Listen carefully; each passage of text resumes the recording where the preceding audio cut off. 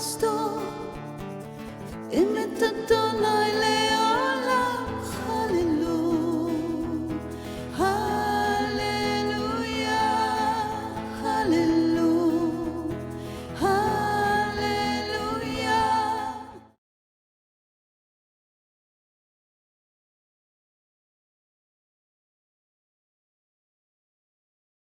Shalom, shalom, mais bonjour, mon nom est Jackie Furman, je suis avec les ministères Ariel Canada, je suis membre de la congrégation Beth Ariel de M. Jacques-Isaac Gabizon, qui a écrit l'enseignement que je vais vous présenter en français. Il est le directeur aussi des ministères Ariel Canada. Dans la première partie, on a fait un survol du livre de quelques symboles, pas tout, les symboles messianiques que nous voyons dans le livre de Nombres. Et ici, nous allons continuer avec ces symboles-là. On a vu comment les tribus étaient situées dans le désert et on a vu, dès le chapitre 2, cette idée du Messie, parce qu'on voit par plusieurs idées, le Messie est clairement indiqué. En chapitre 3, on a une nouvelle idée, c'est-à-dire l'idée du premier-né, les prémices. Donc, je vous invite maintenant à ouvrir vos Bibles parce que nous allons en plus de détails et puis avec vos Bibles, vous allez pouvoir mieux suivre. Donc, je vous invite d'aller au livre de Nombres, chapitre 3, s'il vous plaît. C'est un peu plus compliqué, mais si on prend le temps de bien tracer l'histoire du premier-né, ça va nous amener au Messie. Donc, en Nombre, chapitre 3, versets 12 et 13, on voit une des tribus, les Lévites, étaient les premiers-nés. Comme pour nous préparer pour le Messie, les Lévites étaient des médiateurs entre Israël et Dieu. C'est ça la fonction d'un prêtre. Et on voit aussi l'idée de qui est le Fils de Dieu, qui a un Fils de Dieu, quoique on l'a déjà vu en Exode chapitre 4, où Dieu, en parlant à Moïse, a dit à Pharaon de laisser sortir mon fils, mon premier-né, qui est Israël. Israël est aussi le Fils de Dieu. N'oublions pas que nous sommes des fils de Dieu, des fils et des filles de Dieu aussi, et les anges. Donc, il y a 4 identités à l'idée fils de Dieu. Donc, regardez maintenant verset 12 de Nombre 3. Ça dit, « Et moi, voici, j'ai pris les Lévites du milieu des fils d'Israël à la place de tout premier-né d'entre les fils d'Israël qui ouvrent la matrice. Et les Lévites seront à moi, car tout premier-né est à moi. Le jour où j'ai frappé tout premier-né dans le pays d'Égypte, je me suis sanctifié tout premier-né en Israël. Depuis l'homme jusqu'à la bête, ils seront à moi. Je suis l'Éternel. » Jusqu'à aujourd'hui, j'ajouterais dans la culture juive, dans la pratique du judaïsme aujourd'hui, le premier-né de chaque famille, de chaque maman, doit être racheté de la synagogue, dans le fond, des rabbins, parce que cet enfant appartient à Dieu, encore aujourd'hui. Peut-être vous ne saviez pas. Rappelons-nous que lors de la dernière plaie d'Égypte, il y avait la mort des premiers-nés égyptiens, ceux qui n'avaient pas le sang sur la porte, et Dieu avait instruit à Israël et tout le monde qui voulait l'écouter, je suis sûr que s'il y avait des Égyptiens qui l'avaient fait, leur premier-né aurait été épargné, de mettre du sang sur le linteau et sur les 2 poteaux. Et puis, si ils avaient fait ça, le premier-né qui était à l'intérieur de la maison était sauvé de la mort.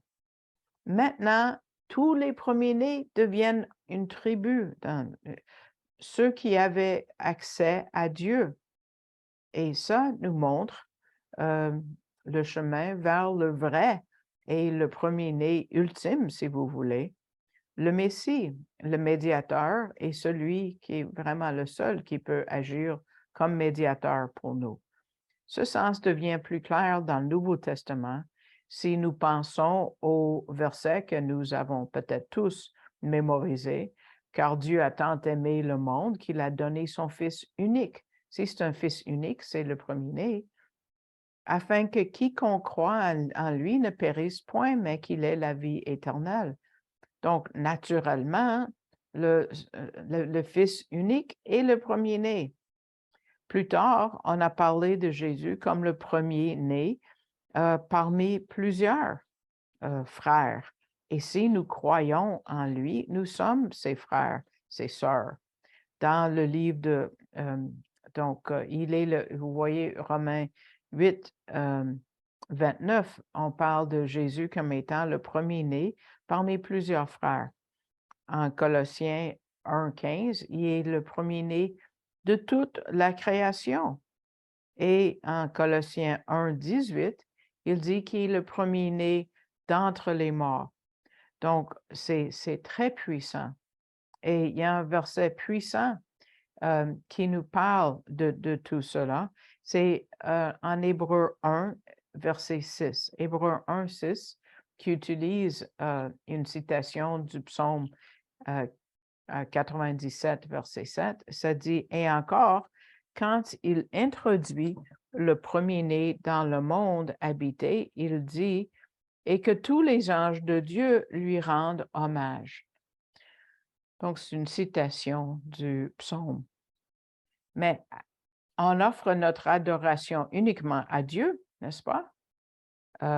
Ici, c'est les anges qui rendent hommage à qui? À Dieu.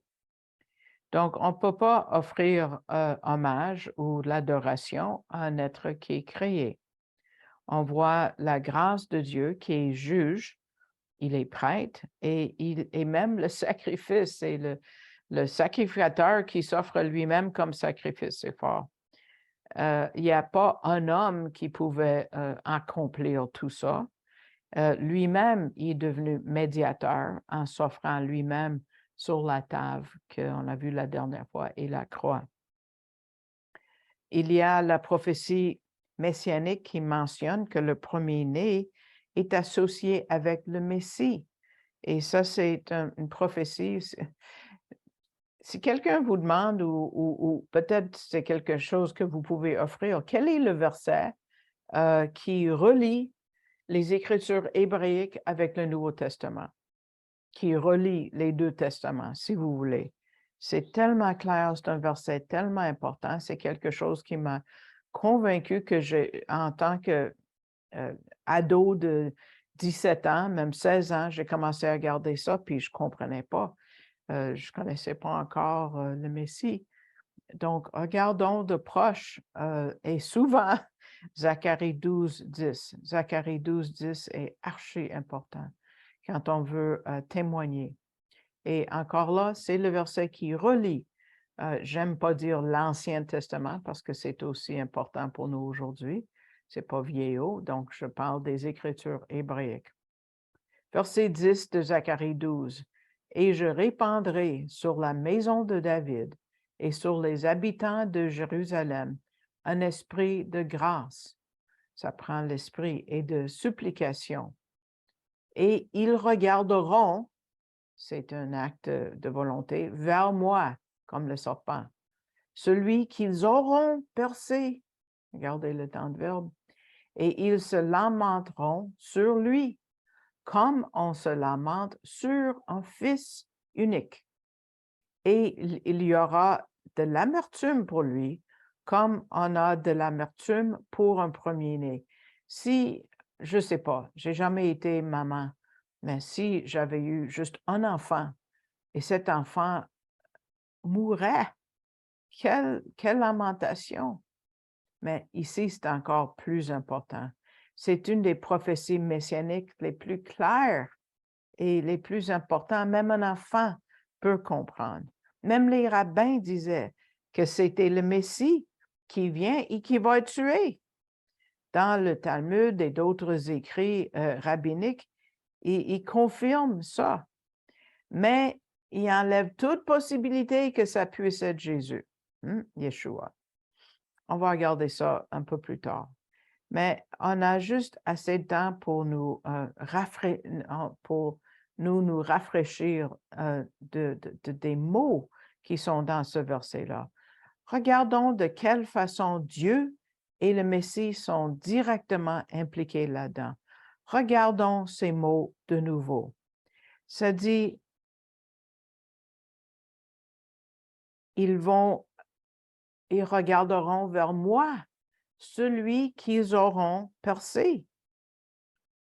Oui, ils vont avoir un deuil, ils se lamenteront. Mais c'est qui le moi qui est marqué? Ils regarderont vers moi. C'est Dieu qui parle. C'est Dieu qui va verser sur le reste du peuple juif à ce moment-là. C'est les 3 dernières journées de la tribulation. L'Église est déjà au ciel depuis combien de temps? Mais il va verser cet esprit de repentance sur le peuple juif. Il y a uniquement Dieu qui va faire ça. Et celui qu'ils auront percé, on sait que c'est Jésus. Mais c'est Dieu qui parle. Et il faut que les gens se tournent vers lui. Ils vont pleurer pour Dieu. Est-ce qu'ils vont pleurer pour ceux qui auront fait, qui ont déjà fait? Oui, ils vont pleurer pour Jésus, comme on pleure pour un fils unique qui est mort. Et c'est ça, le Messie est ça. C'est le premier-né de Dieu. Le prêtre, selon l'ordre de Melchizedek, comme on a déjà vu, qui est éternel, est le seul médiateur entre Dieu et l'homme. C'est le Messie lui-même, Yeshua HaMashiach, le fils de David. Donc, on a vu dans la dernière section l'idée de la Pâque.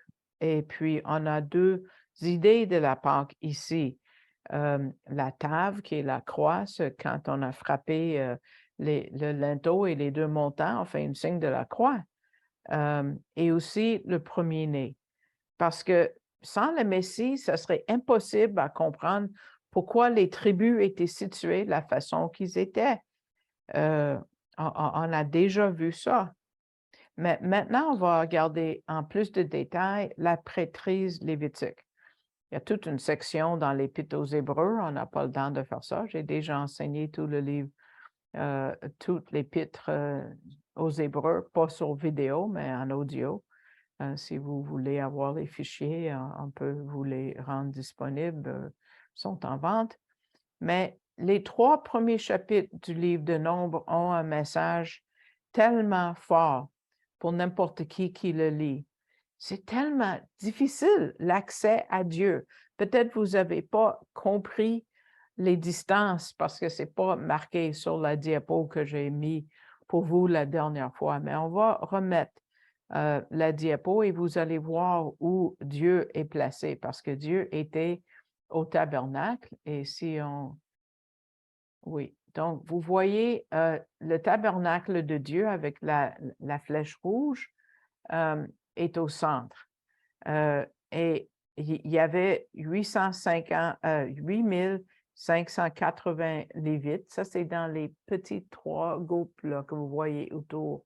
C'est marqué 4, 1, 2, 3, 4, qui sont autour du tabernacle. Et ensuite, il y avait 600 000 soldats qui entouraient le tabernacle. Il y avait 3 millions de personnes d'Israël qui étaient assez loin. Il était des kilomètres de distance entre les personnes et Dieu. Comment avoir accès à Dieu? C'est quasiment impossible. En chapitre 2 et 3, on a vu les 600 000 soldats des 12 tribus d'Israël qui entouraient le tabernacle. Tu n'entres pas par là. Ensuite, il y avait les 8580 Lévites autour comme défense. Ensuite, il y avait les prêtres, donc ceux de la tribu de Lévi qui étaient assignés juste à faire des sacrifices, qui étaient à la porte tu ne peux pas entrer par là. Et l'accès, même pour les prêtres, est très limité. Il y avait juste une de ces personnes-là, c'est-à-dire le grand prêtre, le Cohen Hagadol, une fois par année, il avait le droit d'entrer au profond, dans le Saint des Saints, une petite chambre au fond du tabernacle où il y avait l'Arche de l'Alliance, qui est un symbole de Dieu. Il n'y avait même pas accès au trône de Dieu. Donc, c'est pas tellement encourageant, là. Tu sais, tu peux pas entrer voir Dieu comme tu veux. Tu sais, c'est tellement difficile d'avoir accès à Dieu. C'est quasiment impossible quand tu penses aux 3 millions des Israélites qui étaient à 2 kilomètres du tabernacle. Tu ne pouvais pas entrer là. Et on va voir que nous, on est loin de Dieu aussi, de la façon que nous sommes nés dans notre nature pécheresse. Ce n'est pas atteignable la présence de Dieu par nos efforts nous-mêmes. On a des manquements, on n'est pas capable. Et même si on pense à la première peau qui a couvert Adam et Ève, on est impuissant de se racheter ou de nous racheter, de nous rendre justes, comme j'ai déjà mentionné de Ésaïe 53. C'est Dieu qui nous rend justes. Nous, on n'est pas capable. C'est comme essayer de me laver avec la boue. Ça ne marche pas. Ça ne va jamais me rendre pur. Mais plus on avance dans le livre de Nombres, on va voir le Messie tranquillement, mais assurément.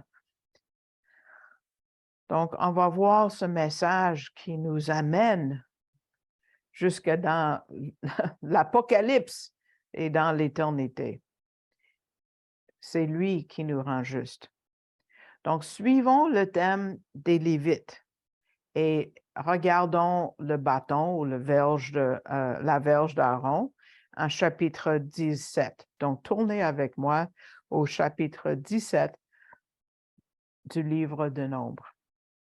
À un certain moment, et on ne va pas aller dans les détails, il y avait un homme qui s'appelait Korah et d'autres personnes qui ont choisi de le suivre.